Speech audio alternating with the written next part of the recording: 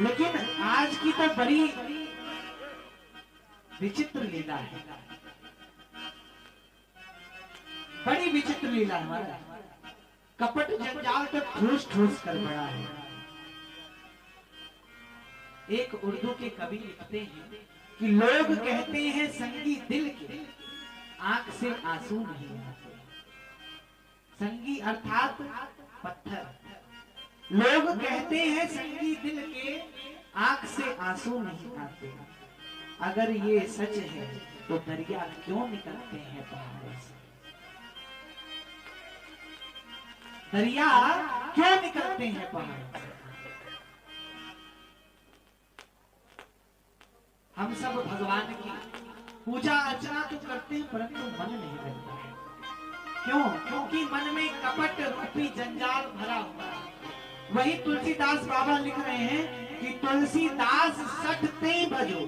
सठ किसको कह रहे हैं? अपने मन को। तुलसीदास ते सठ भजो।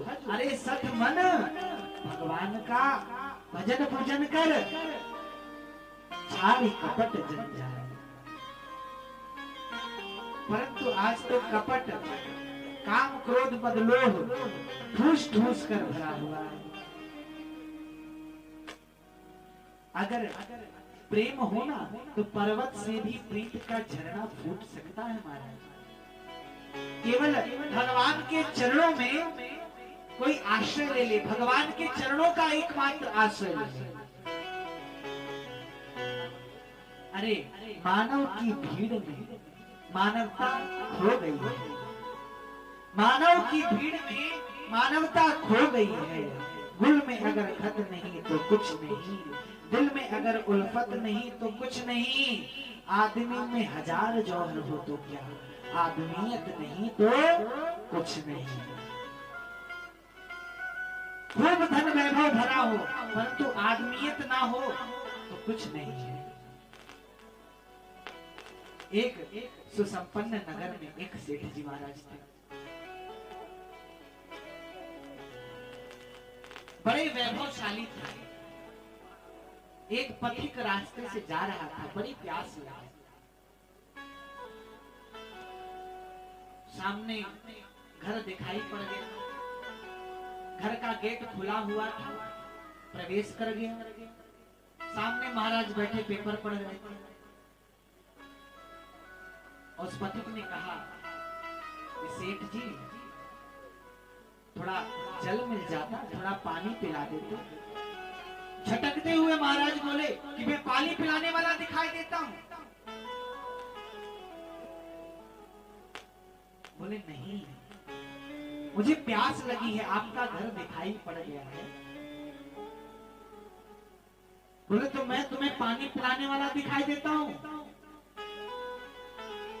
देख नहीं रहे हो इस संपन्न और सुंदर घर का मैं राजा हूं? बोले वो तो दिख ही रहा है।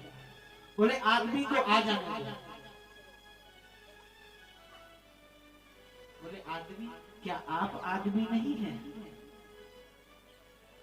फिर गुस्सा होकर के बोला, तुम्हें बोला ना चुपचाप बैठो, आ जाने दो आदमियों को। आया, जल पिया। पहले लोगों के घर में जब प्रवेश करते थे तो लिखा रहता था शुभ आगमन। जो शिक्षित होते थे, पढ़े लिखे होते थे, उनके घरों में लिखा रहता था वेलकम। और अब क्या लिखा रहता है हमारा? कुत्तों से सावधान।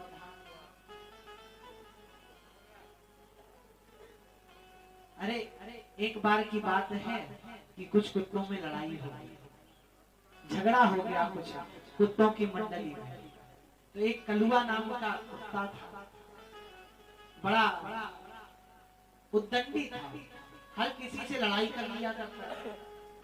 तो एक बार सब कुत्तों ने निमंत्रणा बैठाई कि इसको सभा से अलग कर दिया महाराज।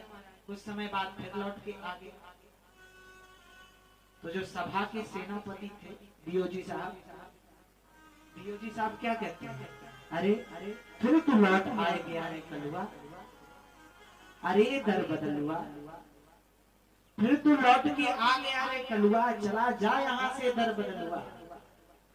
अरे तेरे लौट आने से हैरान हैं हम, तुझे दल में रख लें क्या इंसान है हम। तो वही कहा कि अगर आदमियत नहीं तो कुछ नहीं। आदमी में हजार गुण हो परंतु सम्मान करना ना आता तो वह आदमी कैसा। दिल से आप किसी को कितना भी मानते हैं, अगर वाणी से कुछ कपट रूपी भाषा का प्रयोग करते हैं तो वह दिल से मानना किस कार्य का। तो यह कथा यही दर्शाती है कि भगवान की चरणों की भक्ति करिए किस कैसे, आत्मीयता से। आत्मीयता मन में बनाए रखिए।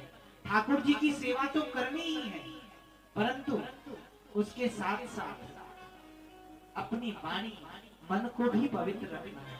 हर किसी से झगड़ा नहीं करना है।